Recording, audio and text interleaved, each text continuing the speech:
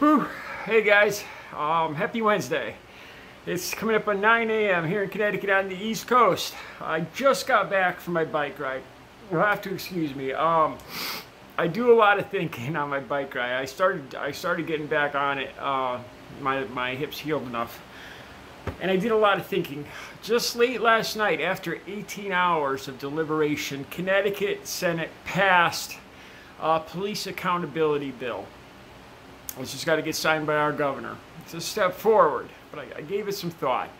One of the main things that last weekend there was a lot of police protest with people more on the side of the police not wanting to pass this bill. The issue that this makes police more financially liable to be sued, them and the department. It opens them up to be more sued. There was a lot of people from the police union talking about frivolous lawsuits. A lot of the good police are going to walk away. That a lot of policing was going to be, how they put it, is going to be less proactive. That they're not going to look for people they're not going to be on patrol. That they're just going to answer calls. That was the argument. And you know what? I don't know. I don't know. There's a lot of good stuff that came with this bill. Like I said, they deliberated 18 hours. The bill just passed this morning, Wednesday morning at 4 a.m. in the morning.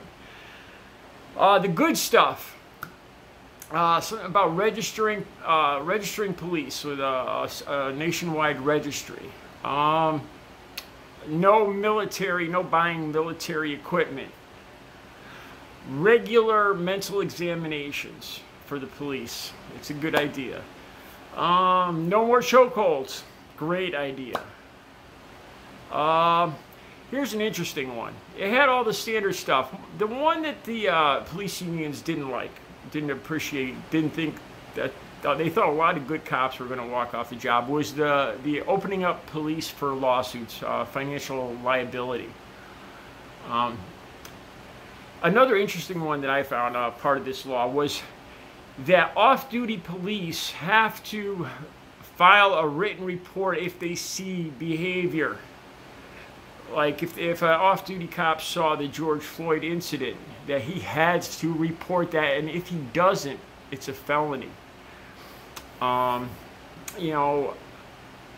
I understand the brotherhood, the thin blue line police talk about. I don't necessarily agree with it, but I understand when you're in life and death tight circumstances, you have a lot more of an allegiance to the people that have your back, that you have their back. I can kind of understand that, but all the more reason to have good people having your back. And when I say good people, I mean fair, unbiased, not racially motivated people. So I asked myself, a lot of the vote was along party lines. Almost all Democrats for it, almost all Republicans against it. It's a good thing. A lot of good stuff came with it. Like I said, banning chokeholds, and there was more. The regular mental examinations. I don't know, I can't remember quite the rest. But you know what? As I was riding my bike, I had to ask myself, was it enough? Is it enough? It's a lot of change with the intent on making things better. I thought back to what's happened here in Connecticut in the last year. Incidents where police have shot unarmed people. There's one where it was a Spanish guy that stole a car. He got boxed in by the police, unarmed, but the police had reports he had a knife. So the car is boxed in and police shoot. They thought he was reaching for something. They shoot into the car, killing him.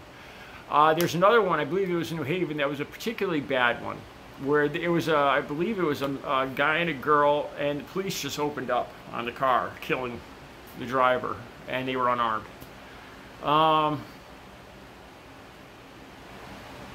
There was an incident, these weren't police, but two hillbilly like brothers ran down a bunch of black kids and I believe it was in East Hartford or West Hartford, and stole their bicycles.